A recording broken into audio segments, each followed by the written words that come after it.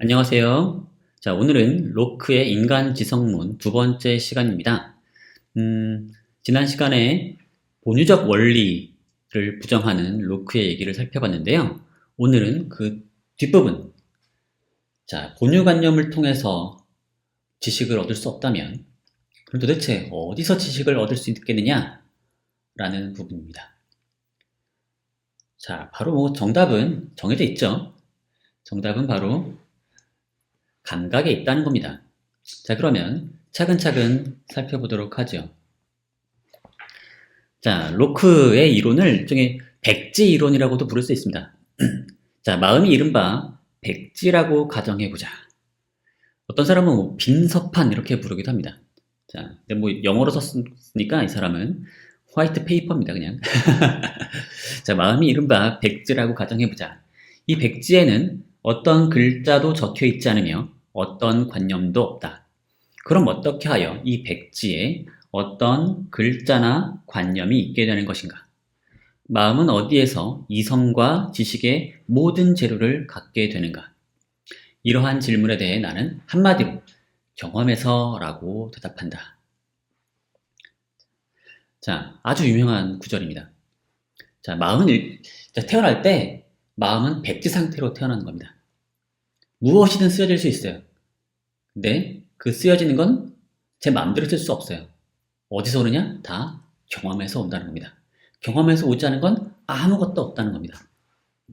자, 감각의 두 가지 원천을 이제 구분하는데요. 하나는 감각이고 하나는 반성입니다. 둘 다, 반성은 그러면 다른 거 아니냐? 아니에요. 반성도 일종의 관찰이에요. 감각은 외부 감각 대상에 대한 관찰이라면 반성은 마음의 내적 작용에 대한 관찰입니다. 자, 이걸 반성을 또 다른 말로는 뭐 내성이라고도 합니다. 뭐 인트로스펙션이라고 부르기도 하는데. 그래서 이제 감각은 외부로 열려 있는 관찰이고 반성은 내부로 향한 관찰이죠. 자, 그래서 이 두 가지 원천이 새겨 넣지 않은 관념은 마음속에 하나도 갖고 있지 않다. 그리고 그 관념이라는 것이 지성에 의해 끝없이 다양하게 혼합되고 확장된 것이라 해도 말이다. 자, 우리의 관념 속에는 경험적이지 않은 듯한 그런 엄청 일반적이고 엄청 추상적인 그런 관념들이 있기 마련이죠. 예를 들면 신에 대한 관념이라거나 데카르트가 좋아하는, 아니면 뭐 다양한 뭐 우주에 대한 뭐 여러 가지 관념들, 아니면 선과 악에 관한 관념들, 이런 여러 가지 관념들이 이제 있다 하더라도, 그게 뭔가 경험과는 무관해 보인다 하더라도 사실 추적해 보면 다 어디서? 감각이나 반성에서 온다는 겁니다. 자, 이거를 어떻게 논증하느냐? 어린아이를 관찰하면 된다는 겁니다. 자, 지난 시간 본유관념에 대한 얘기할 때도 어린아이 또는 백치를 예를 들어서 자꾸 얘기를 했죠. 되게 중요한 증거로 얘기하는데 계속 등장합니다. 그래서 어린아이 관찰하면, 특히 이제 갓난아기 잘 보면 얘가 뭔가의 관념을 가지고 있다고 느낄 만한 그런 건덕지가 없다는 겁니다. 얘는 잠도 엄청 자요. 뭔가 생각을 안 하는 것 대부분 생각을 안 하는 것 같다는 거죠. 자, 거기에 이제 일종의 아주 유명한 사고 실험을 이제 더하는데요. 자, 만약 아이가 한 장소에 갇혀서 성인이 될 때까지 오직 흰색과 검은색만 보게 된다면, 뭐 약간 흑백방에 이제 갇혀 있는 거죠. 그렇다면 그는 주홍색이나 초록색의 관념은 갖지 못할 것이다. 마치 어린 시절에 굴이나 파인애플을 먹어보지 못한 사람이 이것들의 특별한 풍미에 관한 관념을 갖지 못하게 되는 것이나 마찬가지다. 자, 무슨 관념이든 일단 경험해 봤던 거야 해야지 이제 그에 대한 관념을 가질 수 있는 거지, 전혀 본 적이 없는 거에 대해서 어떻게 관념을 가지겠냐는 거죠. 태어나서 지금까지 흑백만 봤다면 다른 컬러는 알 수가 없는 거죠. 그런 관념은 배울 수가 없어요. 책으로 배울 수 있겠습니까? 못 배운다는 겁니다. 마치 우리가 사실 먹어보지 못한 음식에 대한 어떤 맛을 상상할 수도 없죠. 상상하기도 어렵죠. 물론 상상을 한다면 상상은 지금까지 먹어봤던 음식의 맛을 조합해서 대충 상상을 할 수 있을 뿐이지 우리가 먹어보지 못한 생전 처음 느끼는 그런 맛을 상상할 수는 없는 거죠. 굴을 먹어보지 못한 사람은 굴의 특별한 그 맛 있죠. 이 당시 굴을 먹었나 봐요. 이 영국 사람들이. 이 굴, 파인애플 이런 걸 이제 먹어보지 못한 사람은 그 독특한 맛을 알지 못하겠죠. 그에 대한 관념을 갖지 못하겠죠. 자, 근데 여기서 주의할 점은 뭐냐면, 이 감각과 반성을 이제 구분했을 때 더 일차적인 건 감각입니다. 자, 반성을 위해서는 뭔가 주의가 필요해요. 마음이 무언가에 집중해서 특히 마음속 내적 과정에 대해서, 마음의 내적 작용에 대해서 주의를 기울이고 들여다 볼 때만 관찰할 수 있거든요. 주의를 기울이지 않으면 사실은 우리는 바깥 사물에만 관심이 많아요. 어려서 본인의 사고 과정에 대해서 태어나서 1살, 2살이 관찰하는 거 같습니까? 그런 느낌이 없죠. 얘는 그를 둘러싼 여러 사물들에 이제 관심을 가지고 거기에 적응하는데 온 힘을 기울일 뿐입니다. 반성을 할 수 있는 건 좀 나이가 들어서인 거죠. 자, 그래서 좀 더 이제 얘기를 하자면 유아기에는 잠도 많고 성장하면서 점점 잠이 줄어드는데 여기서 잠 얘기를 왜 하냐면 잠자는 동안에 생각 안 한다는 겁니다. 자, 그래서 요 얘기가 나중에 이제 동일성 얘기랑 연결이 되는데 인격 동일성과 연결이 되는데 이게 인간을 생각하는 존재로서 이제 간주하는 게 있죠. 인간의 본질은 또는 마음의 본질은 이제 영혼의 본질은 뭐 사고다. 뭐 이런 식의 데카르트가 얘기했는데 그걸 이제 계속 부정하면서 얘기하는 게 여기 같이 결합되어 있습니다. 그래서 잠이 많다는 건 생각이 별로 없다는 거죠. 점차 잠이 줄어든다는 건 점점 생각이 많아진다는 거고요.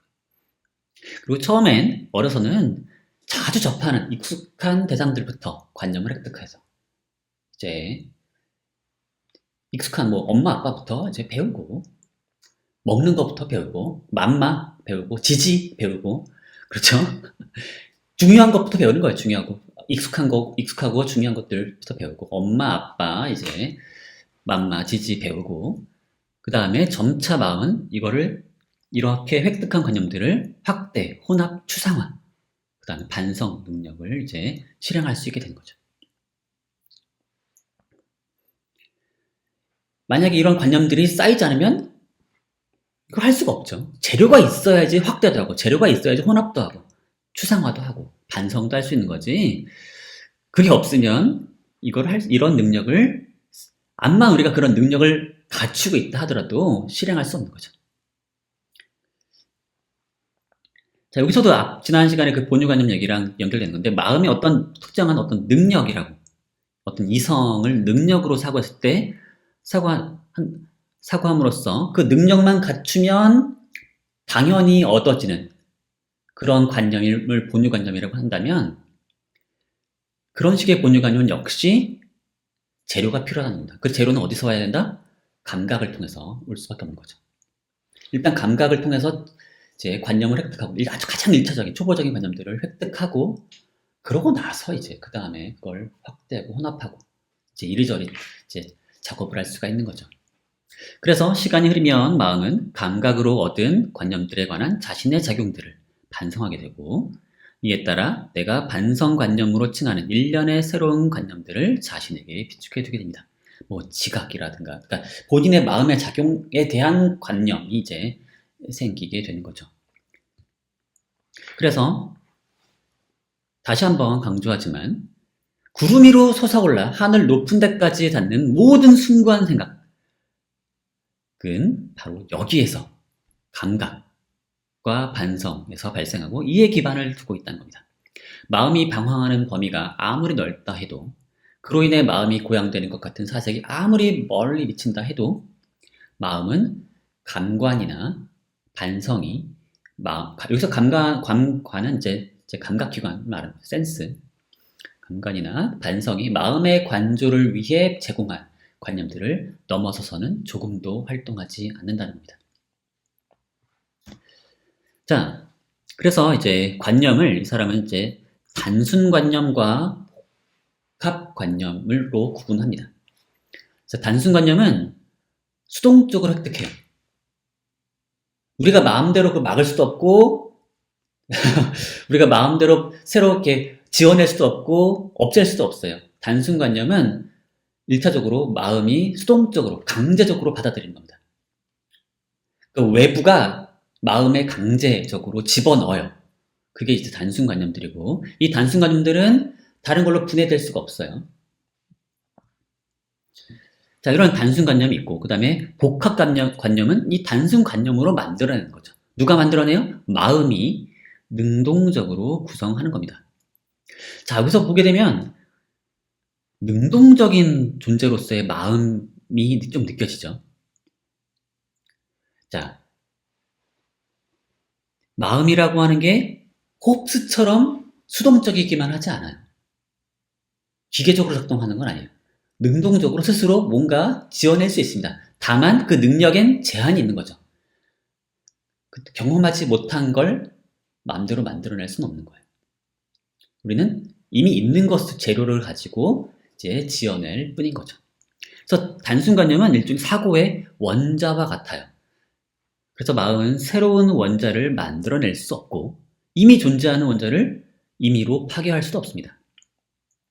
그래서 우리는 어찌됐든 이미 주어진 원자를 가지고 이제 지지고 볶고 할 수밖에 없는 거고 이걸 마음대로 내가 새로 넣거나 새로 이미 있는 걸 빼거나 할 수가 없어요. 그러니까 뭔가 풍부한 뭔가 사고를 하려면 일단은 많이 경험을 해야 되는 거죠. 그 전까지는 뭔가 풍부한 무언가를 만들어낼 수가 없는 거죠. 물론 그렇다고 모든 경험을 다 해야 될 필요는 없습니다.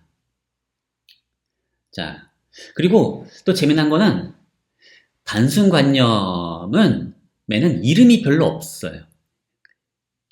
그러니까 이름이 거의 없어요.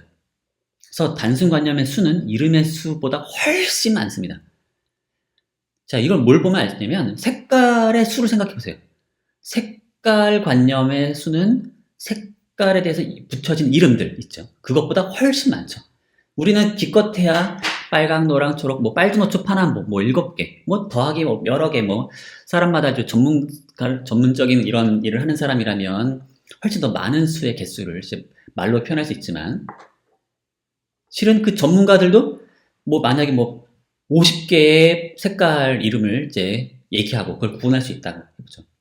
하지만 그것보다 더 많은 색깔 관념을 가지고 있죠. 그 사이에 들어가는 색깔 관념들을 사실은 가지고 있죠. 우리가 엄청나게 많은 색들을 자연에서 경험을 하잖아요. 맞죠? 그것들 이미 다 주어진 것들입니다. 그러니까 이름을 붙이진 못하더라도 그런 색깔 관념이 사실 훨씬 많이 있는 거죠. 뭐 냄새의 수도 많이 있고 맛의 수도 많이 있다고 이제 로크는 가정하고 있습니다. 뭐 단맛, 쓴맛, 뭐 이런 식의 여러 몇 가지 소수의 맛만을 우리가 말로 표현할 수 있지만 사실은 우리가 경험한 그 맛의 수는 훨씬 많죠. 그래서 단순관념은 그래서 이름보다 훨씬 많은 개수를 가지고 있어요. 그래서 많기 때문에 좋다라는 건 뭐 물론 아니고요. 더 중요한 건 뭐냐면 단순관념의 수가 많다는 것뿐만 아니라 이 단순관념이 유한하겠죠. 그래도 우리가 살면서 경험을 통해서 주입받은 단순관념의 수는 아무리 많다 하더라도 유한합니다. 하지만 그러면 이거 가지고 어떻게 다양한 사고들을 할 수 있느냐 라고 물어볼 수 있는데 로크는 이 단순관념들이 충분하다고 말합니다. 수많은 관념을 낳기에 충분하다. 어떻게? 왜냐하면 수많은 방식으로 조합할 수 있기 때문인 거죠. 우리가 알파벳 개수 몇 개죠? 26개인가요? 24개인가요? 26개인가요? 헷갈리네. 어쨌든 25개 정도밖에 안 되는 이 몇 개 안 된 유한안수의 알파벳을 가지고 엄청나게 다양한 책을 쓸 수 있죠. 엄청나게 다양한 글을 만들어낼 수가 있어요. 마찬가지로 유한한 개수의 관념만 가지고도 우리는 엄청나게 무궁무진하게 다양한 복합관념을 만들어낼 수 있다는 겁니다. 사실은 이 경험주의의 가장 아킬레스건은 뭐냐면 그런 추상적이고 뭔가 고도로 뭔가 이제 경험과는 동떨어져 보이는 그런 관념들을 과연 경험으로부터 만들어낼 수 있겠느냐 라는 문제일 텐데, 바로 이제 그 문제를 해결하기 위해서 이제 쓰는 방법인 거죠. 바로 무궁무진한 조합을 통해서 복합관념을 우리는 만들어낼 수 있기 때문이라는 거죠. 그러니까 합리론과 경험론 둘의 이제 대립이 있을 때, 합리론은 어떻게 이성만 가지고 경험 세계를 설명할 수 있겠느냐 이제 라는 게 이제 아킬레스건이라면, 반대쪽은 이제 어떻게 경험론은 어떻게 경험만 가지고 어떻게 그런 추상적인 사고를 만들어낼 수 있겠느냐, 그쪽이 이제 아킬레스건인 거죠. 그래서 양쪽 다 그걸 하려고 무궁무진 노력을 한 거죠. 그래서 데카르트 경우에는 이제 신관념으로부터 얻은 이제 자연 법칙을 가지고서 이제 약간의 가정만 하면 이제 자연 세계를 설명할 수 있다라고 이제 대범하게 주장한 반면에, 로크는 약간의 단순관념만 있으면 수많은 무궁무진한 복합관념들을, 심지어 신까지도 만들어낼 수 있다고 주장한 거죠. 자, 그럼 단순관념 도대체 뭐가 있느냐?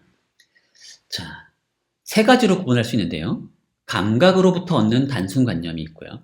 그래서 뭐 빨강, 뭐 노랑 이런 색깔관념이 있을 수 있고, 뜨거움, 차가움, 또는 뭐 딱딱함, 뭐 이런 식의 촉각을 통해서 얻을 수 있는 게 있고, 연장, 운동, 정지 이런 거는 특정한 하나의 감각으로부터만 얻을 수 있는 건 아니에요. 연장이라고 하는 개념, 뭐 운동 이런 거는 시각을 통해서도 오고요, 또는 촉각을 통해서도 옵니다. 둘의 결합을 통해서 이 연장, 운동, 정지와 같은 단순관념을 얻을 수 있다라고 이제 말해요. 이거는 이제 이러한 관념을 얻을 수밖에 없다고, 수동적으로 주입받을 수밖에 없다고 우리는 이제 로크는 얘기하는 거고요. 그러니까 빨강 같은 관념은 시각을 통해서만 오는 거고요. 뜨거움은 촉각을 통해서만 오는 거고요. 연장은 시각과 촉각 두 개를 통해서 동시에 얻는 거고요. 그 다음에 이제 반성으로부터 얻는 단순 관념도 있습니다. 예를 들면 지각, 의지 이런 거. 이제 내 머릿속에 이제 작동을 이제 내면을 들여다봄으로써, 아, 지각이라고 하는 걸 내가 하는구나, 내가 의지라고 하는 걸 가지는구나 라는 것을 이제 알 수 있다는 거죠. 이건 뭐 본유적으로 막 오는 게 아니라 내가 내 활동을 보면서 내가 얻은 관념을 가지고서 하는 활동들을 내가 다시 들여다봄으로써 얻을 수 있는, 그러니까 후천적인 겁니다. 후천적인 거예요. 또는 뭐 후험적이라고 부를 수도 있는 그런, 그러니까 선천적인 관념은 없어요. 지각이나 의지 이런 것도 다 선천적인 게 아니에요. 일단은 감각으로부터 얻은 단순 관념이 있고, 그걸 내 스스로 이제 다시 들여다봄으로써, 거기에 주의 집중을 해서 들여다봄으로써, 아, 내가 뭔가를 아는구나. 내가 뭔가를 하고 싶구나. 이런 걸 이제 느낌으로써 그거를 이제 만들어낸 관념이 이제 단순 관념이라는 거죠. 그 다음에 감각과 반성 양쪽으로 얻는 단순 관념이 있는데, 이제 둘을 다 동시에 동반하는 게 있어요. 뭐 쾌락, 고통, 힘, 뭐 존재, 단일성 이런 등등이 있는데요. 이걸 하나하나 따지면 재밌는 얘기들이 있고, 그런데 사실은 이 단순관념 자체가 사실은 어쩌면 조금은 좀 모호한 개념이기도 합니다. 어떻게 이런 게 단순관념인지 약간은 좀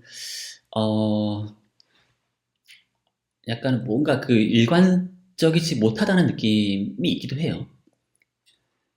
뭐 힘, 존재, 단일성 이런 게 어떻게 단순관념인지, 그러니까 이 사람의 어떤 경험주의적인 어떤 그런 출발점을 생각했을 때 존재나 단일성, 뭐 힘 이런 것들을 단순관념을 얻는다라고 하는 게 좀 이상한 느낌이 있는데요. 일단은 받아들이고 넘어갑시다. 로크는 이런 걸 이제 더 이상 분해할 수 없고 이걸 이용해서 다른 복합관념을 만들어내기 위한 재료로서 단순관념이 이제 감각과 반성으로부터 얻어진다고, 거의 이제 강제적으로 얻어진다고 이제 주장을 하는 것들입니다. 자, 다만 여기서 이제 단순관념과 복합관념의 이제 차이를 이제 구분하기 위해서 이런 걸 생각해 볼 수가 있어요. 자, 이걸 봅시다. 우리가 대상을 뭘 봐요.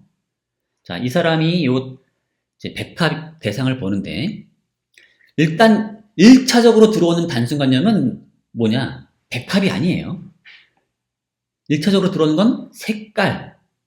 시각을 통해서 색깔이 들어오죠. 하얀색이 들어오죠. 향기. 글쎄, 백합은 무슨 향기가 나와요? 모종의 향기가, 특정한 향기가 들어오겠죠. 뭐라고 이름 붙이기 어려운 그런 향기가 들어올 거예요. 나중에 결국 이름 붙이면 백합의 향기라고 부를 수도 있겠죠. 모종의 향기가 들어오고 모종의 색깔, 여기서는 하얀색이라고 이름 붙일 만한 그런 색깔이 들어오죠. 그리고 모종의 어떤 형태도 시각을 통해서 들어오죠. 형태. 그걸 우리는 다시 결합해서 백합이라고 하는 복합관념을 만들어낼 수 있는 거죠. 그러니까 색깔과 향기는 단순관념인 반면에 백합이라고 하는 관념은 복합관념입니다. 자, 이게 굉장히 중요한 얘기예요. 색깔, 그러니까 하얀색, 하양, 뭐 특정한 향기, 꽃, 이런 것들은 단순관념인 반면에 1차적으로 주어지는 제 단순관념이지만 그것들을 모아서 이것들을 동시에 일으킨 무언가로서의 존재인 백합을 우리는 이제 두 단순관념 또는 뭐 둘은 많이 아니겠죠. 여러 개의 단순관념을 더 합쳐서 만들어내서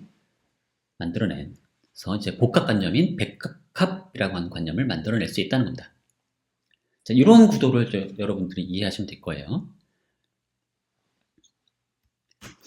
자, 여기서 이제 관념에 대해서 좀 더 이제 사고해 보기 위해서 로크가 상당한 분량을 들여서 이제 소개한 그 관념이 있습니다. 충전성이라고 불리는 관념이 있는데 이게 몇 장에 있냐면 몇 장이냐면 2권에 몇 장이죠? 2권에 4장. 2권에 4장이 있습니다. 2권에 4장을 충전성이라는 소제목으로 다루고 있어요. 좀 이상한 느낌이 있어요. 왜냐면 왜 이런 걸 다루고 있지? 그러니까 하고만은 더 쉬운 단순관념이 있을 수 있는데 왜 이걸 다루나 좀 싶을 수가 있는데요. 이거보다 더 쉬운 복합관념이 있을 수 있는데 이걸 왜 이런 걸 다루나 좀 이상한 느낌이 있습니다. 근데 이건 어쩌면 그 로크가 그 당시에 매우 중요하게 생각했던 논쟁과 연결이 될 수 있어요. 자, 그래서 일단은 시작을 해볼게요. 이 충전성, 이게 말이 어려운데 그 로크가 이제 solidity라고 이름 붙인 겁니다. solidity. 뭔가 성질 같죠? solid라고 하는 건 이제 고체죠. 고체. 근데 뭐 딱 solidity 하면 그럼 딱딱함이냐? 딱딱함과는 뭔가 좀 달라요. 우리가 일상적으로 딱딱하다, 부드럽다라고 할 때 이제 느껴지는 그 성질이 있을 텐데 그거랑은 다르게 딱딱한 물체든 부드러운 물체든 가지고 있는 뭔가 이제 그런 그 느낌, 공간을 채우고 있는 느낌이 있어요. 그걸 이제 충전성이라고 부르는 겁니다. 물론 그거를 이제 데카르트는 연장이라고 부르고 싶을 거예요. 익스텐전이라고 부르고 싶을 거예요. 익스텐전. 연장. 그 연장과 아주 비슷한 개념일 수 있는데, 그래서 물체가 모두가 가지고 있는 어떤 공통 성질인 거죠. 거의 비슷한 얘기예요. 근데 로크는 충전성을 이라는 이름으로 별도의 관념을 개발하고 싶어 했어요. 그게 이건 뭐냐면 사실 데카르트는 이 연장이라는 얘기를 하면서 공간의 성질과 물체의 성질을 약간 섞어서 얘기하는 느낌이 있거든요. 그래서 그걸 구분하기 위해서 이제 충전성이라는 성질을 얘기하고, 그 다음에 공간을 채우고 있다는 것만 가지고는 이제 해명되지 않는. 왜냐면 물체가 공간을 차지하고 있으면 두 물체가 겹쳐 있을 수도 가능성도 있죠. 우리 충분히 상상할 수도 있죠. 하나의 장소를 두 물체가 같이 점유하고 있을 수도 있잖아요. 그렇죠? 상상은 가능하죠. 상상은. 근데 우리가 웬만해선 그렇지 않은 것 같죠. 바로 그 성질을 의미하는 겁니다. 두 물체가 중첩될 수 없도록 하는 성질로서 이제 충전 solidity라고 말한 거고요. 이걸 왜 충전성이라고 번역했는지는 정확히 모르겠습니다. 뭐 충은 뭐 채워져 있다라는 거겠죠. 전은 이제 전체라는 뜻이고, 전체를 채우고 있음, 꽉 채우고 있음 이런 뜻인 것 같아요. 뭐 충만성 이렇게 표현할 수도 있을 것 같기도 한데, 자 어쨌든 충전성이라고 표현을 했고요. 뭔가 충전 뭐 이런 건가요? 뭐 이불에다가 뭔가 충전시켰다 그런 느낌일 것 같기도 한데, 그래서 이제 충전성은 두 물체가 중첩될 수 없도록 하는 성질이고, 우리는 이 덕분에 물건을 잡을 수가 있죠. 만약 충전성이 없다면 이 물체를 집을 수가 없겠죠. 왜냐면 마치 투명한 물체처럼 그냥 축 통과해 버릴 수 있잖아요. 맞죠? SF 영화나 뭐 아니면 그 귀신을 다룬 그런 영화들 보면 막 귀신을 그냥 우리가 막 통과하잖아요. 맞죠? 근데 물건들은 충전성이 있기 때문에 우리가 통과할 수가 없어요. 그래서 물건을 잡을 수 있고, 그러면 우리가 땅 위에 서 있을 수가 있는 거죠. 만약에 땅이 충전성이 없다면 우리는 땅 밑으로 쭉 꺼질 수도 있겠죠. 자, 근데 이 충전성을 어떻게 얻느냐? 상당히 추상적인 관념이죠, 사실은. 근데 그 로크에 따르면 이런 관념 역시도 경험으로부터 오는 겁니다. 일단 큰 물체로부터 이런 관념을 획득해요. 대부분 우리가 경험하는 물체들은 이런 성질을 이런 성질을 가진 것처럼 느껴지죠. 이런 성질을 가지고 있지 않은 애들은 거의 볼 수가 없어요. 하나도 본 적이 없어요. 그래서 근데 마음은 이 관념을 작은 물질 입자에도 적용하는 거죠.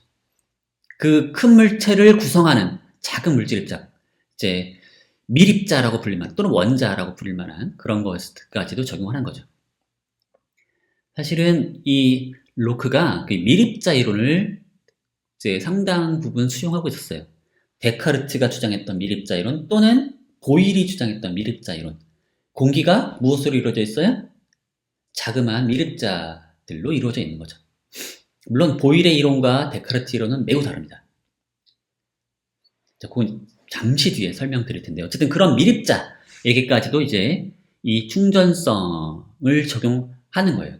그래서 마음은 충전성이 물체 안에 분리할 수 없게 내재한다는 것을 발견하게 됩니다.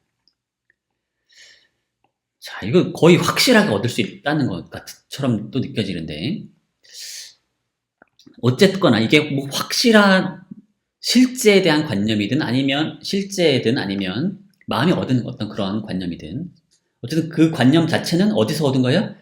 1차적으로는 경험으로부터 온 거죠. 큰 물체에 대한 일상적인 경험으로부터 그거를 확장해서 미시적인 물질에까지도 적용을 해서 이런 식으로 사고하는 거겠죠.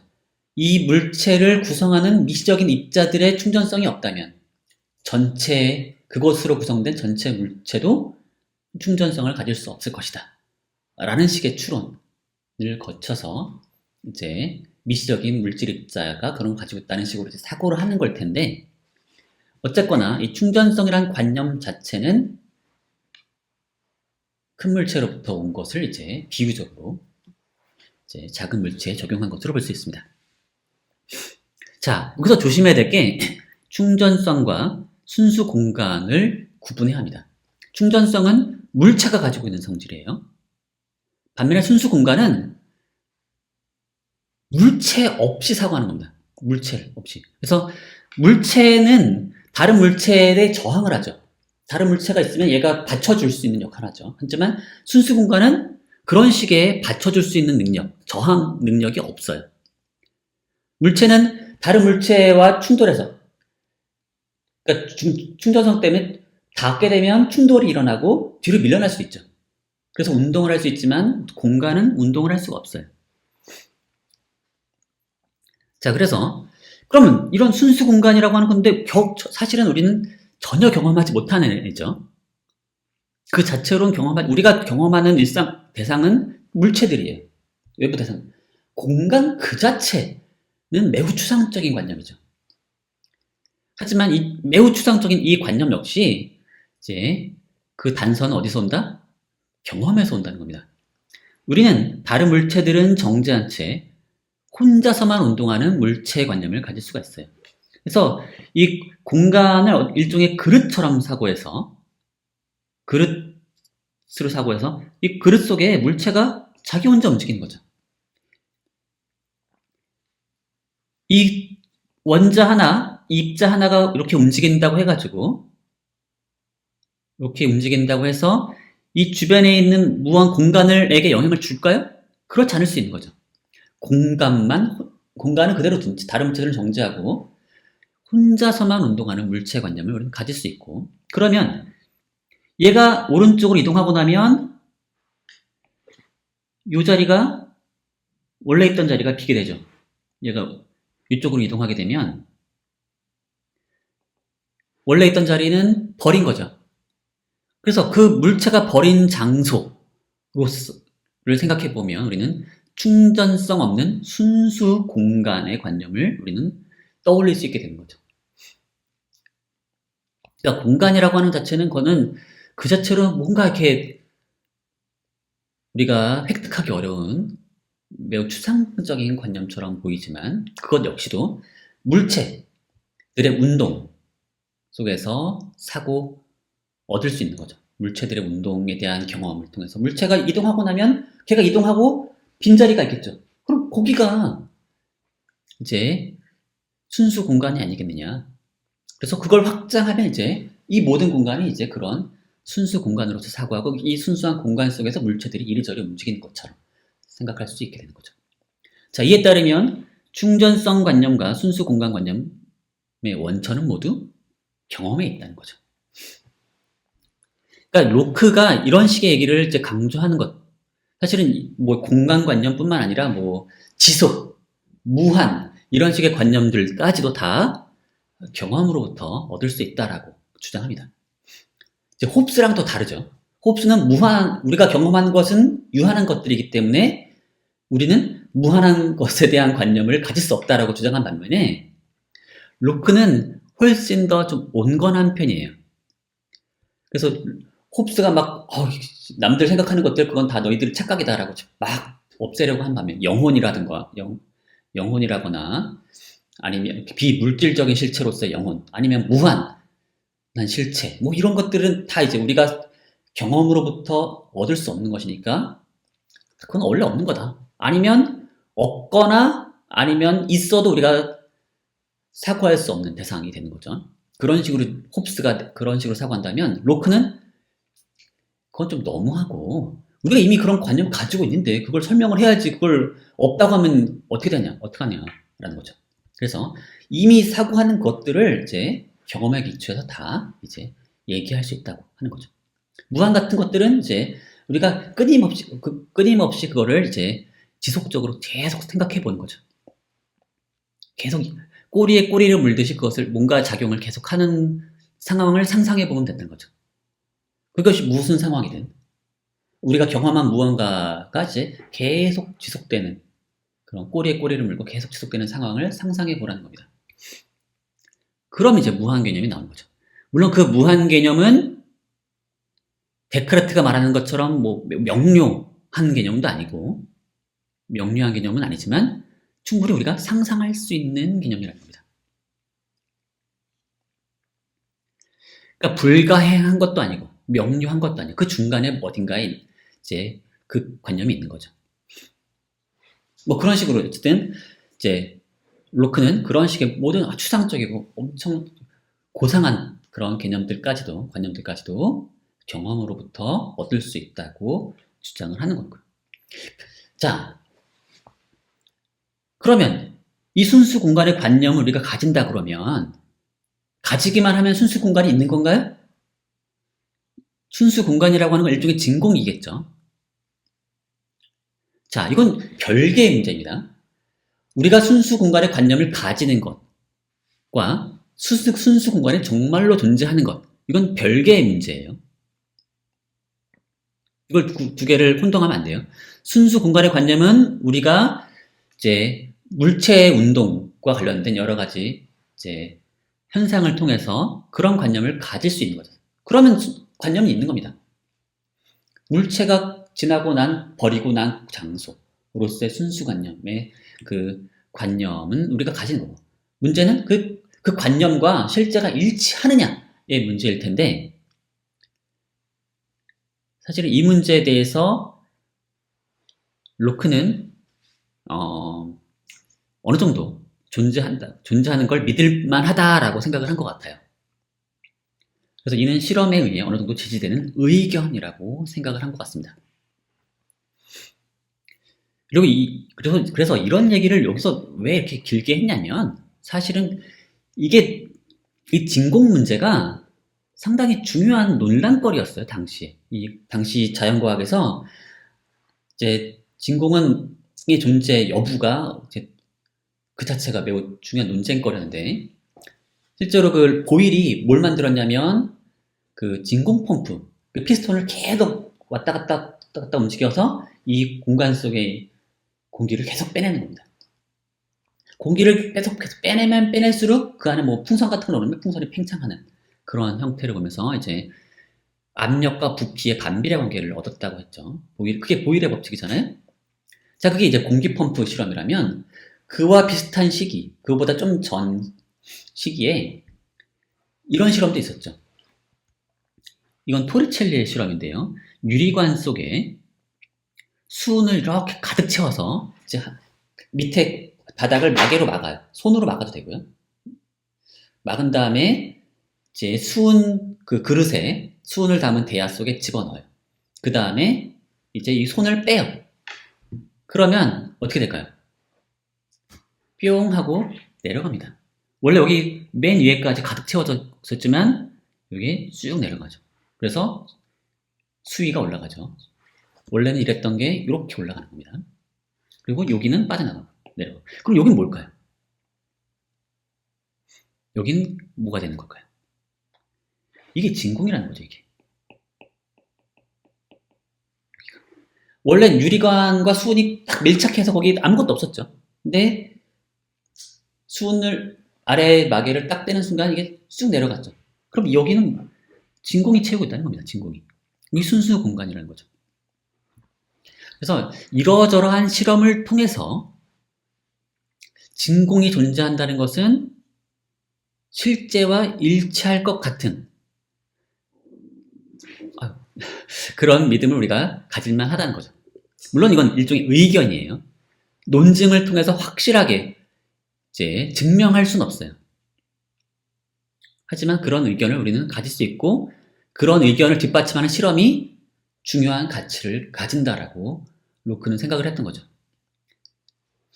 반면에 뭐 이를 반박하는 이에 대해서 아리스토텔레스 같으면 이건 말도 안 된다고 생각했겠죠. 아리스토텔레스에 따르면 아마 첫 시간 되돌려보면은 자연은 진공이 없어요. 자연은 진공을 혐오하죠. 그래서 이제 뭔가가 일로 지나가려면 거길 무조건 누군가가 와서 채워야 돼요. 그러지 않으면 문제가 생긴다고 생각했죠. 그리고 진공이 있으면 자연에 이제 무한한 속도가 만들어질 거라고 생각했죠. 그런 식으로 때문에 이제 아리스토텔레스는 진공이 만들어질 수 없을 거라고 생각했었고요. 데카르트에 따르면 데카르트는 원리적으로는 진공이 가능해요. 그리고 진공 속에서 움직이는 물체는 관성에 따라서 직선 운동을 한다고 생각을 했죠.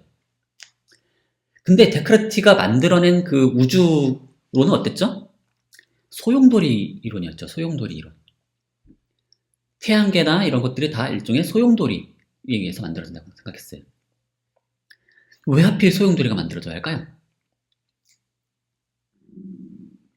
왜 소용돌이가 만들어져야 할까요? 제가 데카르트 얘기할 때 그 소용돌이가 왜 만들어지는지에 대해서 이제 아주 자세하게 상세하게 얘기를 드리진 않았지만, 기본적인 전제는 뭐냐면, 일단은 상상 속에서 진공에서 놓인 입자라면 걔는 직선 운동을 할 수 있다라고 상상을 했어요. 하지만 데카르트는 진공이 존재하지 않는다고 생각했어요. 이게 뭐냐면 원리적으로는 진공이 가능하지만 사실은 물체들이 공간을 가득 채우고 있다고 생각을 했어요. 잘게 잘라진 그런 잘게 부서진 그런 입자들이 사실 공간을 구석구석 다 채우고 있다고 생각했고, 따라서 물체들이 이렇게 있으면 얘가 이렇게 움직이면 결국엔 밀려서 여기를 다시 채우게 되죠. 그럼 결국 만들어질 수 있는 운동이라고 하는 건 소용돌이 운동이라고 생각했던 거예요. 그러니까 공간을 모든 애들이 꽉 채우고 있다고 생각하는 순간 뭔가 움직이려면 다른 걸 밀어야 되고, 다른 걸 밀고 하면 내가 움직인 요 빈자리를 얘가 다시 채우는 거죠. 그게 거의 자동적으로 이루어질 거라고 생각한 겁니다. 그러니까 데카르트 주의자들은 진공을 반대했어요. 결과적으로는. 자, 그리고 그런 관념의 출발점은 뭐예요? 진공이 불가능하다는 관점의 출발점은 사실은 경험에 의존하는 게 아닌 거죠. 어떤 경험적 증거에 기초해서 진공이 존재하지 않는다고 생각한 게 아니라 사실은 머릿속으로 생각한 거죠. 물론 본인은 그게 이성을 통해서 직관됐거나 아니면 연역됐거나 이런 식으로 얘기를 해서 그게 확실한 지식이라고 주장을 했지만 보일이 보기엔 그게 어디 가서 확실합니까? 그건 다 상상에 의한 가설인 거죠. 보일이나 로크가 보기에 데카르트가 주장하는 그런 얘기들은 다 허황된 가설인 거예요. 무슨 그게 이성에 의한 확실한 지식입니까? 다 지어낸 얘기지. 바로 그걸 지적하는 겁니다. 물론 본인의 얘기, 본인이 진공이 존재한다는 주장 역시 일종의 가설이에요. 다만 우리는 두 가설을 비교할 수 있죠. 어느 가설이 더 믿을만하냐를 물어볼 때 우리는 증거에 호소해야 되는 거죠. 그 증거는 어디서 와요? 관찰과 실험에서 온다는 거죠. 바로 여기에 로크의 핵심적인 그 문제의식이 담겨 있는 겁니다. 그리고 그 핵심적인 논쟁의 한복판에 바로 진공 얘기가 있었던 거고요. 그래서 로크가 그 충전성과 순수 공간 얘기를 꽤 긴 분량으로 할애한 이유가 바로 거기에 있었던 거죠. 자, 이제 다시 돌아와서, 자, 단순관념으로부터 우리는 복합관념을 만들어낼 수 있는데, 제가 아침을 좀 적게 먹었더니 이상하네. 자, 복합관념이라고 하는 건 단순관념을 조합해서 만들어낼 수 있는 거죠. 그러면 무궁무진하게 많은 다양한 복합관념들을 만들어낼 수 있지요. 이런 괴물들, 우리가 상상의 나래를 펼쳐서 만드는 괴물들. 자, 이 괴물들 다 우리가 그 괴물의 구성 요소들, 재료들을 우리가 다 지어냈느냐? 아니에요. 이 괴물의 각 구성 요소들은 우리가 경험으로부터 얻은 것들로부터 온 거죠. 이건 일부는 물고기 같고, 일부는 뱀 같고, 일부는 물갈퀴가 있는 뭐라고 할까요? 개구리 같고, 이런 등등의 이제 우리가 이미 본 것들을 결합해서 만들어내는 거죠. 키메라 같은 것도 다 그렇고, 아니면 반인 반추의 여러 가지 이제 괴물들이 있죠. 신화 속에 등장하는 것. 다 뭐예요? 다 복합관념인 거죠.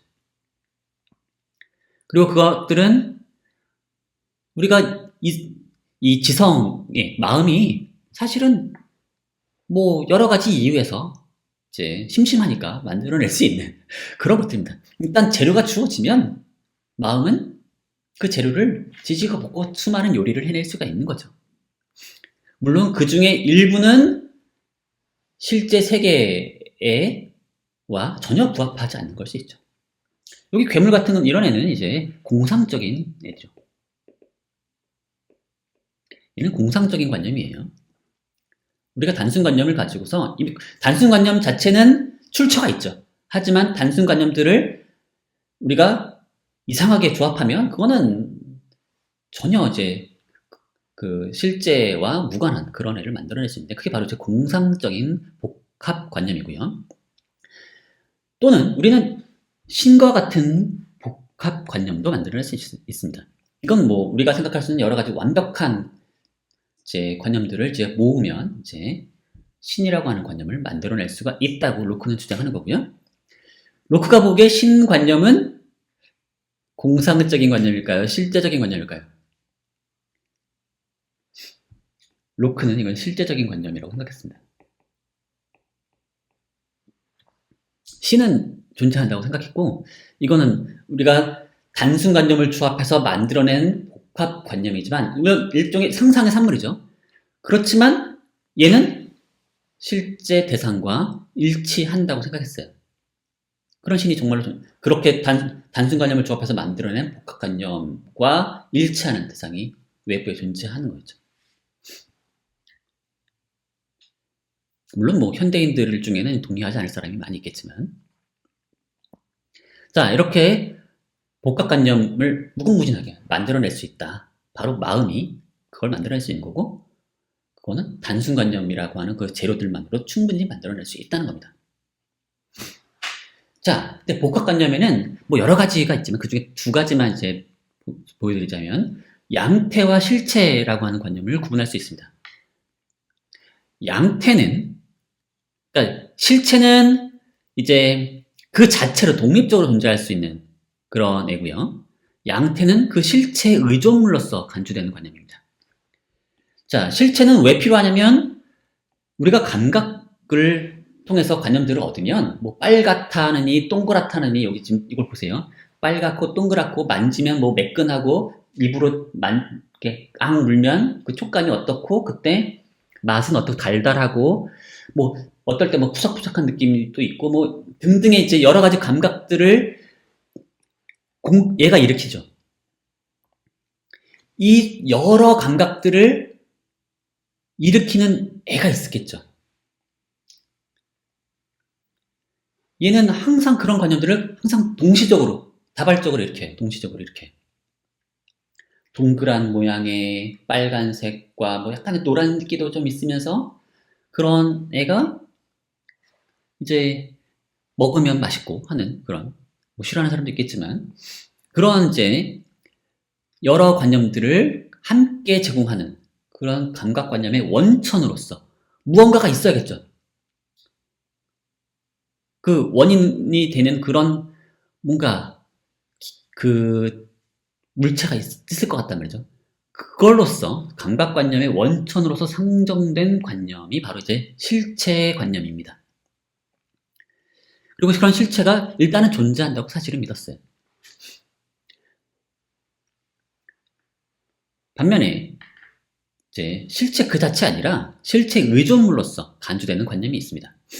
예를 들면 삼각형이라고 하는 어떤 일종의 양태로서 얘는 이제 세계에 존재하는 무언가는 아닌 거죠. 그 자체로 존재하는 건 아니고 이제 어떤 물체의 형태를 봤을 때 이 물체는 삼각형의 형태네? 이 물체는 뭐 어떤 모양일까? 뭐 사각형의 형태네? 뭐 이런 식으로 이제 생각하죠. 이 물체도 뭐 사각형 형태네? 이런 식으로.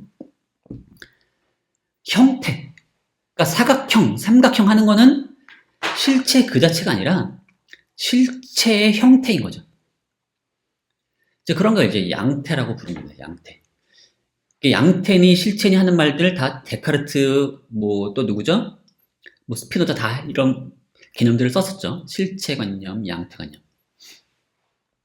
거의 비슷한 방식으로 사용합니다. 다만 로크는 이에 대해서 매우 독특한 주장을 하는데요. 우리는 양태에 대해서는 지식을 가질 수 있어요. 반면에 실체에 대해서는 의견만 가질 수 있습니다. 무언가가 존재한다는 것 자체는 이제 지식이라고 부를 수 있을지언정 그에 대한 어떤 걔가 정말로 어떻게 생겨먹었는지에 대한 질문에 대해서는 우리가 의견만 가질 수 있다고 루크는 주장합니다. 왜 그러냐? 예를 들어 생각해보세요. 삼각형의 내각의 합 생각해보세요. 삼각형의 내각의 합 몇 도죠? A 더하기 B 더하기 C는 항상 180도죠. 자, 이런 명제. 이것은 삼각형이라는 관념과 각도 관념, 이런 것들을 이제 잘 생각해 보면 명백히 이제 삼각형 내에서 이 삼각형의 세 각이 180도라고 하는 게 필연적으로 따라 나옵니다. 우리가 삼각형이라고 하는 관념을 이제 떠올리는 순간, 삼각형이라는 관념을 떠올리는 순간 그 삼각형을 이루는 세 각이 존재할 수밖에 없고, 그렇죠? 그 세 각은 생각해 보시면 이렇게 평행이라는 관념을 하나 도입하게 되면 이제 여기가 이제 B와 같고 여기가 C와 같죠? 그렇죠? 억각이죠? 그러니까 삼각형의 세 내각의 합은 두 직각. 그러니까 요 직각을 두 개 합친 그 180도와 같을 수밖에 없다는 거죠. 이거는 명백해요. 확실한 지식인 거죠. 삼각형의 관념과 삼각형을 구성하는 각도의 관념. 그거 다 이제 잘 생각해 보면은 세 각의 합이 180도라는 게 필연적으로 따라 나올 수밖에 없는 거죠. 자, 이러니까 이거 지식을 가질 수 있어요. 하지만 실체에 대해서는 지식을 가질 수 없고 의견만 가질 수 있다고 말합니다. 이게 무슨 뜻이냐? 다시 한번 생각해 보면 로크는 지식을 이렇게 규정합니다. 우리가 가진 관념들의 연합, 일치 혹은 불일치와 모순에 대한 지각을 의미하는데 확실한 것만 지식이라고 불렀어요. 이 대해서. 그래서 지식에는 세 가지 정도가 있습니다. 세 가지가 있는데 직관적인 지식이 있어요. 1 더하기 2는 3이다. 너무 당연해요. 의심의 소지가 없어요. 나는 존재한다. 이것도 직관적으로 이제 얻을 수 있는 지식입니다. 반면에 이로부터 논증을 통해서 증명을 해야만 얻을 수 있는 지식이 있어요. 신은 존재한다. 와 같은 거. 이건 이제 원인을 거슬러 올라가면 이제 신이라고 하는 뭔가 그 원인, 최초의 원인 같은 게 존재한다는 식의 이제 논증을 펼치는데 어떤 그런 식으로 해서 이제 신이 존재한다라고 하는 걸 우리는 논증을 통해서 얻을 수 있다고 말하고 삼각형의 내각의 합이 180도라는 식의 지식 또는 뭐 직각삼각형의 경우에는 이거의 제곱 더하기 이거의 제곱은 빗변의 제곱과 같다. 이런 식의 피타고라스의 정리 같은 것도 이제 논증적인 지식에 해당할 거예요. 그래서 수학적인 지식 같은 것들은 다 이제 정말로 지식에 해당하고 그 중에 일부는 직관적이고 일부는 논증적인 겁니다. 반면에 그것보다 좀 더 이제 하급의 지식이 있는데 그거는 이제 감각적인 지식입니다. 이건 뭐냐면 이제 다른 사물이 존재한다는 거죠. 우리에게 감각을 일으키는 우리 감각은 매우 수동적이죠. 데카르트도 말했듯이. 그러니까 그걸 우리가 막을 수가 없잖아요. 감각을. 우리가 듣지 않을 수가 없죠. 귀가 열려있는 한. 그런 식으로 하면 그것들을 감각을 우리에게 주입하는 우리에게 감각을 제공해주는 무언가 외부 사물이 있을 수밖에 없는 거 아니냐? 라는 의미에서 다른 사물이 존재합니다. 근데 그 다른 사물은 우리가 감각하는 동안에만 믿을 수 있어요. 그래서 일시적이에요. 그런 의미에서 좀 하급인 거죠. 다만 확실하긴 한 거죠. 이런 지식들은 의심의 소지가 없어요. 자, 그런 의미에서 이 지식을 가질 수 있다는 거죠. 이런 지식들은. 반면에 의견에 해당하는 것들이 있습니다. 진공이 존재한다. 쇠는 물에 가라앉는다. 천사들이 존재한다. 열은 불타는 물질의 지각 불가능한 미세한 부분들의 격렬한 동요이다. 오늘 아침은 추웠다. 뭐 이런 등등의 이제 주장들은 의견에 해당하는 겁니다. 이것들은 다 뭐에 의존해요? 감각 경험에 의존해서 이제 증거를 얻을 수 있어요. 우리가 관찰을 통해서 그래서 관찰한 사람의 증언을 통해서 이제 이것에 믿음의 정도를 우리가 부여할 수가 있는 그런 견해들인 거죠. 하지만 확실성을 얻을 수는 없어요. 쇠는 물에 가라앉는다. 쇠라고 하는 것으로부터 물에 가라앉는다는 것을 필연적으로 도출할 수가 없어요.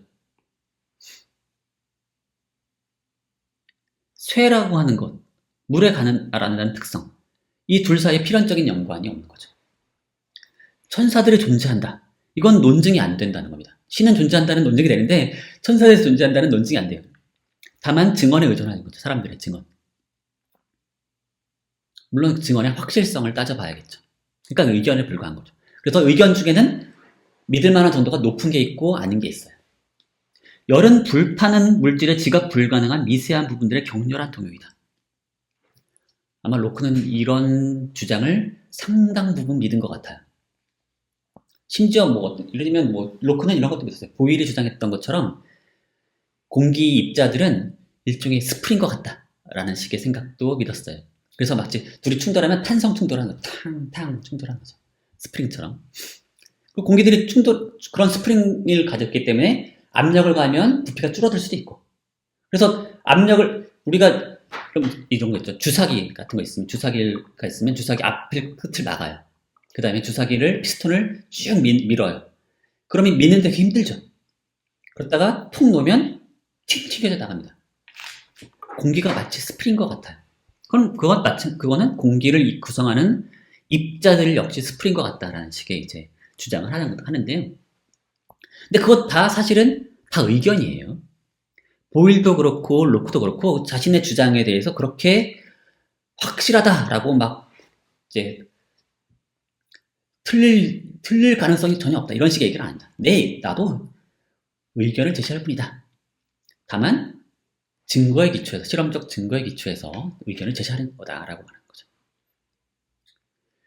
자, 이런 식으로 말하면 이쪽이 좋은 거고 이쪽이 나쁜 것처럼 보이죠. 이쪽이 고급이고 이쪽이 하급이죠. 근데 로크의 의도는 그게 아닙니다. 그래서 이쪽을 버리자는 게 아니에요. 중요한 건 뭐냐면 이쪽에 해당하는 것을 이쪽에 해당하는 걸로 착각하면 안 된다는 겁니다. 바로 그게 논란의 불씨를 낳는다는 거죠. 사실 의견에 불과하는 것을 마치 본유관념에 기초한 확실한 지식인 것처럼 막 설파하는 사람들이 있다는 거죠. 그러면 막 증거도 없는데 자꾸 그걸 믿을 수밖에 없다는 식으로 강변하니까 이게 말이 안 통하는 거죠. 그런 식으로는 의견의 합의를 이룰 수 없는 거죠. 우리는 좀 더 정중하게, 좀 더 조심스럽게 접근을 해야 한다는 겁니다. 의견에 해당하는 것일수록 우리는 이제 어떤 오만한 그런 주장을 줄이고 좀 더 자신의 어떤 주장의 강도를 낮춰서 이럴 수도 있지 않을까요? 라는 식으로 얘기하자는 거죠, 서로. 그리고 상대방이 좀 틀렸다 하더라도 막 죽이고 이러지 말고 좀 이렇게 이해해주고 어차피 틀릴 수 있는 얘기 하는 거니까 서로 이해해주고 이러자는 거죠. 그러면 이제 차분하게 작은 것부터 착실하게 증거를 쌓아 나감으로써 조금이라도 의견을 합의해 나갈 수 있는 거지. 괜히 커다랗게 이 세상은 이렇게 생겼어 라고 막 허풍 떨지 말라는 겁니다. 너무 욕심이 지나치다는 거죠. 그리고 그렇게 해야 우리는 뭐에 대해 알 수 있냐? 우리가 사는 세상의 어떤 실체에 대해서 조금이나마 알 수 있고 의견을 만들어 갈 수 있다는 거죠. 자, 그래서 이쪽이 중요한 거예요, 이쪽이. 그리고 이쪽을 잘 해야 되는 거죠. 그래서 이쪽의 지식은 확실한 건 좋지만 문제는 뭐예요? 실체에 대해서 별로 말해주는 바가 없어요. 그 점이 단점인 거죠. 확실하지만 실체에 대해 말하지 않아요. 그러니까 이 지식은 지식이지만 무용할 수 있죠. 반면에 이쪽은 확실하지 않지만 실체에 대해 말해주는 바가 있어요. 그래서 그에 대해서 우리는 의견을 가지고 유용하게 써먹을 가능성이 있죠. 그래서 이쪽을 잘 해야 한다는 겁니다. 로크가 의도하는 바가 그쪽에 있는 거죠. 다만 확실하지 않다는 점이 되게 중요한데요. 이게 뭐냐면 로크는 명목적 본질과 실제적 본질을 구분합니다. 자, 이거를 우리가 이런 자동시계에 비유해서 좀 얘기를 할 수가 있는데 당시 이게 스트라스부르 성당에 보면 엄청나게 정교한 시계가 있었습니다. 바로 이런 시계였어요. 지금 막 째깍째깍 움직이고 막 여러 부분들이 막 같이 움직이고 여기 자동 인형들이 막 뱅글뱅글 돌고 막 이럽니다. 근데 이거를 이 성당 시계의 실제적 본질을 모르는 사람들이 있을 수 있죠. 이제 시골 사람들이 이제 와가지고 시골 사람 비하하는 것처럼 보이기도 하는데 그 사람들이 와서 보면 깜짝 놀라겠죠. 뭐 살아 움직이는 것처럼 보여요. 얘는 이 성당 시계의 실제적 본질을 모르는 거죠. 반면에 이 시계국은 알죠. 만들었으니까. 이건 뭐에 움직여요? 태엽에 움직일 수도 있고, 뭐, 각종 아주 정교한 부품들의 이제 그 맞물림 운동에 의해서 이제 정교하게 작동을 하는 거죠. 시계국만 이 실체의 실제적 본질을 알아요. 성당 시계의 실제적 본질을 알아요. 그러니까 겉으로 드러나는 어떤 본질과 그 내면에 어떤 숨겨져 있는 실제적 본질이 차이가 있다는 겁니다. 근데 그걸 알기가 어려운 거예요. 성당 시계의 경우에는 시계국만 알 수가 있는 거죠. 자, 이와 마찬가지로 우리 자연의 실체의 실제적 본질은 인간은 완전히 알 수가 없어요. 대신에 그걸 만든 신만 알 수가 있어요.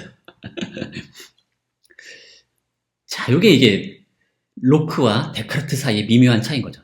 데카르트는 바로 기계를 이용했을 때 우리가 그것의 어떤 본질을 알 수 있다고 생각한 것 같아요. 반면에 다만 이제 명목상 얻을 수 있는 것과 다르기 때문에 이성을 통해서 접근해야 한다고 말했는데 이제 로크는 그런 게 이성을 통해서 무슨 뭐가 그게 만들어지냐 하면서 그러면 그걸 그쪽 루트를 없애버리니까 그 실체에 대해서 알 수 있는 루트를 없애버린 셈이 되는 거죠. 다만 그건 신만이 알 수 있고 인간은 알 수 없게 되는 거죠. 다만 여기서 이제 양태와 실체의 경우를 구분해 보죠. 아까 삼각형의 경우는 아까 보면은 명목적 본질과 실제적 본질이 일치해요. 삼각형은 명목상으로도 세 개의 선분으로 둘러싸인 도형인 반면에 그것의 실제적 본질 역시 세 선분으로 둘러싸인 도형이에요. 그러니까 둘이 일치하고 따라서 지식이 가능합니다. 반면에 이제 금이라고 하는 실체를 따져보세요. 금이 존재한다는 건 분명해요. 그런 애가. 근데 금의 명목적 본질은 얘가 노랗다거나 금은 뭔가 잘 휘는 성질을 가지고 있죠. 또는 뭐 어떤 용에게 용해되기도 하고 뭐 이런 식의 명목적 본질을 가지고 있어요. 하지만 그것의 실제적 본질은 명목적 본질과 일치하지 않아요. 그것의 실제적 본질은 이러한 속성들을 갖도록 하는 원인에 해당하는 것들이고 아마도 그것은 금을 구성하는 미립자들이 모여서 이룬 구조일 거예요. 근데 그것의 실제적인 구조는 미지의 영역인 거죠. 그것은 우리의 감각이 그것을 곧장 이제 감각해내지 못해요. 얘네들은 미립자들이 너무 작아서 우리 감각기관은 좀 어설픈 거죠. 이 감각기관은 너무 어설퍼서 좀 대충 좀 커야만 그걸 인지할 수 있다는 겁니다. 자, 그렇다 보니까 명목적 본질과 실제적 본질이 불일치하고 또는 실제적 본질에 대해서 우리가 알 수 없기 때문에 이걸 일치하는지 아닌지 알 수 없는 거죠. 따라서 지식이 불가능한 겁니다. 자, 이거를 이제 데카르트도 얘기했던 제1성질과 제2성질로 구분하자면 자, 거의 비슷한 얘기를 합니다. 자, 성질은 대상이 소유하는 거고요. 관념은 마음이 소유하는 거예요. 마음 속에 관념이 있고 대상 속에 성질이 있어요. 근데 대상이 가지고 있는 성질, 뭐 예를 들면 얘는 무겁다. 이 무거움이라는 성질은 얘가 가진 것처럼 보이죠. 얘가 대상이 가진 것처럼. 그런 의미에서 대상이 소유했다는 겁니다. 한데 이 대상이 가진 성질은 둘로 구분할 수 있어요. 그래서 하나는 제1성질, 대상이 그 자체로 가지고 있는 성질이 있고요. 거기는 앞에서도 강조했던 충전성, 연장, 모양, 운동 이런 것들이 이제 여기에 해당되고요. 그리고 얘는 그 물체가 대상을 구성하는 미립자들도 가지고 있는 성질에 해당하는 겁니다. 반면에 제2성질은 색깔, 소리, 맛, 냄새 등의 감각관념을 낳는 힘이에요. 이것도 역시도 대상이 가지고 있긴 한 거죠. 근데 그 힘 자체는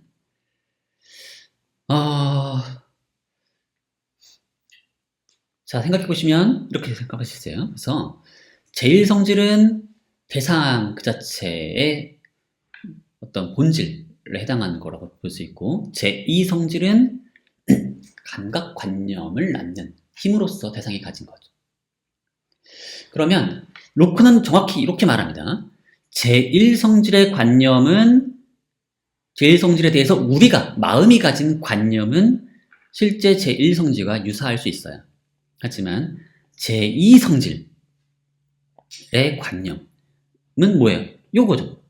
감각관념인 거죠. 제2성질에 대해서 마음이 가진 관념은 요거지만, 요 색깔은 그것을 낳는 원래 그 대상이 가진 힘과는 다르겠죠. 그리고 사실은 얘네들이 이런 걸 낳는 거는 결국엔 다 알고 보면 그것의 구성 요소인 미립자들이 가진 제1성질이 충돌을 통해서 그런 관념을 낳을 거라고 이제 로크는 생각을 했어요. 그 다 데카르트와 홉스가 이미 말했던 것과 아주 비슷한 얘기인 거죠. 그리고 그들이 얘기했던 것처럼 대표 실제로는 해당합니다. representative 리얼리즘인데요. 그러니까 실제를 그 자체를 알 수는 없지만 그것이 우리에게 감각을 일으켜요. 따라서 우리는 그것의 감각의 원인으로서 외부 실체 존재는 알 수 있는 거죠. 다만 우리는 감각만 알 수 있으니까 기본적으로는 그 외부 실체의 실제적인 모습에 대해서는 진상은 알 수가 없는 거죠. 그런 식의 이제 대표 실제론의 형태를 그대로 이제 안고 있습니다. 다만 여기서 데카르트와의 차이는 뭐냐? 여기 써 있는 것만 보면은 사실은 데카르트랑 거의 차이가 없는 것처럼 보이죠. 제1성질의 관념은 제1성질과 유사하다. 다만 그래서 이게 실제죠. 제1성질이 실제고 제2성질은 실제가 아닌 겁니다. 근데 여기서 데카르트는 로크에 비해 훨씬 더 낙관적으로 생각했어요. 제1성질의 관념이 제1성질과 유사한데, 그러면 이거 제1성질의 관념은 어떻게 얻을 수 있느냐? 본유관념을 통해서 얻을 수 있다고 생각한 거죠. 직관을 통해서 얻고 논증을 통해서 얻고 증명될 수 있다고 한 겁니다. 그래서 신관념 통해서 자연법칙이 얻어지고 막 이런 식으로 해서 이게 될 거라고 생각한 겁니다. 반면에 로크는 여기 써놓은 것만 보면 좀 낙관적인 느낌이 있어요. 제1성질의 관념이 제1성질과 유사하다 라고 써놨어요. 이게 사실 논란거리죠. 자체가 앞에서 본인이 한 얘기랑 잘 안 맞는 부분이 있죠. 제1성질의 관념은 뭐예요? 제2성질의 관념을 조합한 복합관념이겠죠. 또는 그게 아무리 단순한 관념이라 하더라도 역시 제2성질로부터 얻어낸 제 관념이겠죠. 로크가 그걸 어떻게 포장하든 제1성질의 관념이 1차적인 순 없어요. 가장 우리 우리가 지식의 원천, 가장 재료가 되는 건 뭐예요? 제2성질. 제2성질의 관념인 거죠. 색깔, 소리, 맛, 냄새. 여기서 시작하는 거예요. 그걸로부터 우리는 복합적으로 제1성질의 관념을 만들어낼 수밖에 없는 거죠. 따라서 이게 제1성질과 일치한다는 것을 보장하기가 상당히 어려운 거죠. 물론 로크 본인은 이 충전성 연장 모양 또는 뭐 미립자들의 어떤 기계적인 작동 이런 식의 전체적인 그림, 아주 기본적인 얼개 자체는 우리가 제대로 알고 있다고 좀 확신을 한 것처럼 보여요. 그렇기 때문에 유사하다는 식의 얘기를 좀 한 것 같아요. 하지만 그렇다면 그게 정말 어떤 식으로 어떻게 구체적으로 이게 구성되어 있느냐라고 물어보면 그 미래들을 어떻게 서로 이제 막 이리저리 서로 상호작용해서 어떤 구조를 이루고 있느냐에 대해서는 좀 미지의 영역으로 남겨둔 거죠. 그런 식으로 이제 이해를 해보시면 이제 로크가 이 제1성질의 관념을 제1성질과 진짜로 유사한지 판단하기 매우 어렵다는 걸 알 수 있게 되겠죠. 그러니까 본인은 유사하다고 주장했지만 이게 사실은 유사하기가 하다는 걸 알기가 매우 어렵다는 걸 본인이 앞에 해놓은 말 가지고 알 수가 있는 겁니다. 거기서 이제 데카르트와 차이가 생기는 거고. 자, 이제 마지막 단계 얘기인데요. 갑자기 이게 튀어나온 얘기처럼 보일 수 있습니다. 로크가 이 인간 지성론에서 인격의 동일성 얘기를 꽤 길게 걸고 길게 얘기하는데요. 이제 우리가 읽은 그 2권 1장에도 이 얘기가 잠깐 중간에 꽤 나오고, 다른 장에도 이제 한 장을 거의 할애해서 이제 다시 얘기합니다. 요걸 그래도 잠깐 맛보기로 보여드리면 무슨 얘기냐면, 우리가 동일성 얘기를 할 때는 보통 이제 실체 자체를 생각할 수 있지만, 우리가 생물, 동물과 같은 유기체 생각을 하면은 이 동일성 얘기하는 게 쉽지 않습니다. 왜냐면 미시적 차원에서는 물질들이 끊임없이 출입해요. 마치 이거랑 비슷한데, 이런 농담 또는 속담 같은 게 있어요. 자, 이것은 할아버지의 도끼다. 아버지는 도끼에 나를 바꿨고 나는 도끼에 자루를 바꿨다. 모든 것이 바뀌었지만 여전히 할아버지의 도끼다 라고 하는 이런 시가 있습니다. 아주 오래된 시예요. 서양 시인데요. 마치 이것처럼 유기체 동일성은 그것을 구성하는 물질의 동일성으로 얘기할 수가 없어요. 그럼 뭘로 이게 동일성을 규정할 거냐? 그래서 이렇게 얘기합니다. 구성 요소의 지속된 기능을 가지고 동일한 동일성을 얘기할 수 있다라고 말합니다. 근데 로크는 더 나아가서 사람과 같은 인격체를 그 상위 수준에서 또다시 얘기합니다. 자, 이거는 단지 신체적인 어떤 동일성, 그 기능적 동일성만 가지고 얘기할 수는 없다고 말해요. 신체적으로는 그 연속성이 있다 하더라도 이제 뭔가 인격은 그 다른 차원의 문제로 얘기하는데, 인격은 뭐랑 관련된? 의식과 관련된 거예요. 의식과 기억과 관련된 거죠. 그래서 그걸 가장 중요한 요소로 지적을 하면서 과거 행위의 기억과 이에 대한 지속적 인지를 핵심적인 기준으로 삼게 됩니다. 그리고 이에 따르면 기억 상실이나, 아니면 그 기억이 서로 뒤바뀐 영혼을 좀 상상을 하거나 이러면은 이제 동일한 사람일지라도 동일한 인격이라고 할 수 없다는 그런 식의 할 수가 있습니다. 근데 이 얘기는 제가 뭐 깊이 있게 들어가긴 좀 뭐하고, 다만 이 문제를 다룬 이유만 잠깐 소개를 드리면, 이 인격 얘기를 갑자기 한 이유는 이제 영혼의 본질을 생각하는 존재로 간주한 사람들이 있었죠. 바로 데카르트 같은. 그래서 근데 이에 따르면 영혼이 맨날 생각을 해요. 항상 본질이라면 영혼이 계속 생각을 해야겠죠. 근데 그렇진 않지 않느냐라는 식의 얘기를 하면서 이제 나온 얘기가 이제 길어진 겁니다. 사실은. 그래서 아까 맨 앞에 이제 어린아이 잠을 많이 잔다 뭐 이런 얘기 한 것도 육구랑 관련이 돼 있는 거고요. 그러다 보니까 이 얘기가 길어지고 이거를 이제 별도의 논의로 이제 확장을 했던 거고, 오늘날 이게 되게 중요한 철학적 논의 중에 하나가 된 거죠. 그래서 철학의 주제를 하나 만들었다고도 볼 수 있습니다. 어쩌다 보니까. 자, 어쨌든 이제 마무리를 해보겠습니다. 자, 결론적으로 로크는 어떤 사람이냐? 매우 온건한 사람입니다, 사실은. 형이상학적으로는 데카르트에 좀 더 가까워요. 훨씬 더 홉스보다는 덜 과격해요.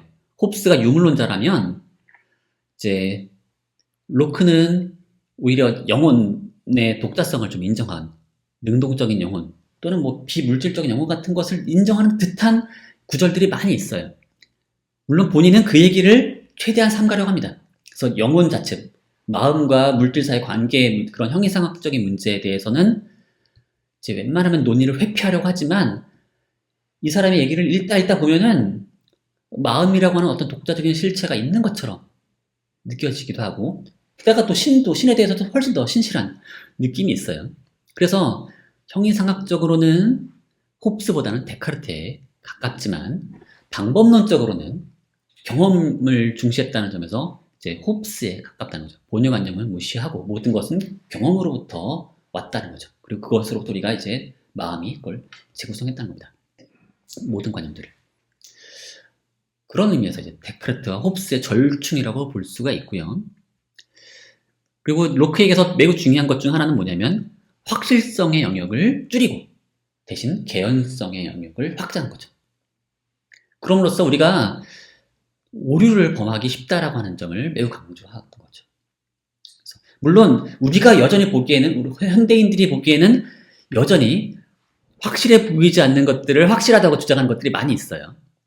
그렇지만 데카르트에 비해서는 이제 훨씬 더 확실성의 영역을 줄이고 개연성의 영역을 늘렸다고 볼 수가 있고요. 이럼으로써 우리가 틀릴 수 있기 때문에 서로 좀 관용이 필요하다는 걸 이제 매우 강조하는 걸 볼 수 있습니다. 자, 다만 이제 몇 가지 비판들만 잠깐 소개하면요. 이제 이 로크가 글을 꽤 차분하게 쓰긴 했지만 글 속에 등장하는 개념들이 그렇게 일관되게 되게 쫙 명료하게 사용되지는 않았다는 지적이 많이 있습니다. 그래서 특히 이제 이 사람이 사용하는 개념 중에 가장 많이 등장하는 개념이 뭐예요? 관념이라는 거죠. 관념. 이 관념이라는 말이 좀 이랬다 저랬다 하는 느낌이 있습니다. 어떨 때는 지식의 유일한 대상처럼 얘기돼요. 지식은 오직 관념만을 다룬다라고 말해요. 그랬다가 어떨 때는 이 관념을 통해서 뭔가 진정한 지식을 얻는 것처럼 얘기할 때도 있어요. 그러니까 관념 너머의 무언가에 대해서는 지식으로 삼지 않는 것처럼 얘기했다가 어떨 때는 그 관념과 어떤 실제와의 일치를 통해서 지식을 얻는 것처럼 얘기할 때도 있고 뭔가 그러다 보니까 이게 왔다 갔다 하는 느낌이 있어요. 근데 물론 로크가 더 명시적으로 얘기한 부분은 요겁니다. 명시적으로 얘기한 방식은 요거, 지식의 대상이다. 관념 너머의 것, 관념이 아닌 것들은 우리가 지식으로 다룰 수 없다는 식으로 얘기하죠. 근데 만약에 이 말을 고지고대로 믿는다면 제1성질의 관념이 대상의 진짜 제1성질과 유사하다는 걸 알 수가 없죠. 우리가 다루는 건 관념밖에 없다. 그럼 관념 외부의 어떤 실제, 그들을 어떻게 비교합니까? 따라서 로크가 자꾸만 강조했던 제1성질은 실제와 유사하고 제2성질은 그렇지 않다라는 식의 얘기가 애초에 성립될 수 없는 것처럼 보이고 만약에 이걸 이제 밀고 나가게 되면 훨씬 더 좀 극단적인 형태의 관념론이 나올 수가 있게 되는 거죠. 우리는 관념밖에 모른다. 실제는 알 수 없는 거죠. 그래서 로크는 대표 실제론에 머물고 있죠. 대표 실제론이라고 부르는 거는 감각을 일으킨 원인으로서 뭔가가 존재한다는 걸 이제 주장하는데, 그리고 우리가 그거에 대해서 어떨 때는 모른다고 했다가 어떨 때는 좀 아는 것처럼 얘기했다가 막 왔다 갔다 합니다. 그래서 제1성질과 같은 얘기하는 그 대상을 구성하는 미립자들이 뭔가 이제 그래서 실체가 존재하고 그것이 뭔가 미립자들에 의해서 구성되어 있는 것처럼 얘기를 하고 그게 뭔가 실제와 유사하다는 식으로 막 얘기해요. 하지만 그걸 어떻게 알 수 있냐는 거죠. 그래서 이제 뒤에 가면 이제 버클리 같은 사람은 이거를 이제 다 회의하는 그 실체 같은 건 애초에 모르는 거 아니냐 식으로 이제 가버린 거죠. 그 다음에 마음이라는 말을 엄청 많이 씁니다. 마음이라는 말을 엄청 많이 쓰는데 마음을 주어로 사용해요. 마음은 어쩌고, 마음은 관념을 어쩌고. 그래서 마치 머릿속 난장이 같은 게 존재해서 그런 머릿속 난장이와 같은 주체가 감각을 통해 얻은 관념으로 그걸 다양하게 조합을 해가지고 사고하는 것처럼 묘사를 하고 있어요. 그러니까 마음이라는 이름을 가진 난장이가 머릿속에 존재하는 것처럼 사고하는 거죠. 그 머릿속에 난장이가 외부에서 막 이제 감각기관 같은 그 기계가 이제 넣어준 관념들을 이용해서 이리저리 지지고 볶고 요리를 하는 거죠.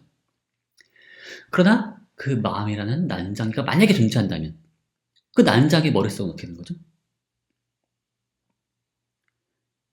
자, 이런 식으로 자꾸 하면 난장의 머릿속에도 또 난장이 있어야 되고 그 머릿속에 또 난장이 있어야 되고 또 난장이 또 있어야겠죠. 이렇게 되면 사실은 정작 중요한 문제, 마음이 도대체 뭔지에 대해서 사실 해명하지 못한 거 아니냐라는 그런 의심을 알 수가 있죠. 매우 중요한 문제가 될 수 있습니다. 사실은. 자, 그리고 마지막으로 이제 그 인격 동일성 문제와 관련해서 이런 식의 사고 실험을 할 수가 있는데요. 30세 A는 20세 때 일을 기억하고 있었다. 그런데 40세가 된 A는 30세 때 일은 기억하지만 20세 때 일은 기억하지 못한다면 40세 A는 20세 때 A와 동일 인격인가 아닌가? 기억이 매우 중요한 역할을 하게 되는데 만약에 이제 기억을 잊게 되면 어떻게 되는 걸까요? 여기서 재미난 건 이게 중간 연결고리가 있어요. 그래서 이 사고 실험에 따르면 30세 때는 20세 때 A를 기억했으니까 30세 때 A는 20세 때 A와 동일 인격이에요. 그리고 40세 A는 30세 때 A를 기억하니까 또 둘도 동일 인격이에요. 그러니까 20대 인격과 30대 인격이 동일 인격이고 30대 인격과 40대 인격은 동일 인격이죠. 그러나 40대 A는 20대 A를 기억하지 못하니까 40대 A는 20대 A와 동일 인격일 수 없어요. 그럼 어떻게 되는 거죠? 뭐 이런 식의 문제를 지적할 수가 있는 거죠. 자, 그러면 여기까지만 이제 로크 이제 인간 지성론을 다루고 다음 시간에는 이제 퀴즈 해설해드리고 그 다음에 이제 로크의 그 시민정부론을 다루도록 하겠습니다. 그러면 모두 오늘 수고하셨고요. 감사합니다.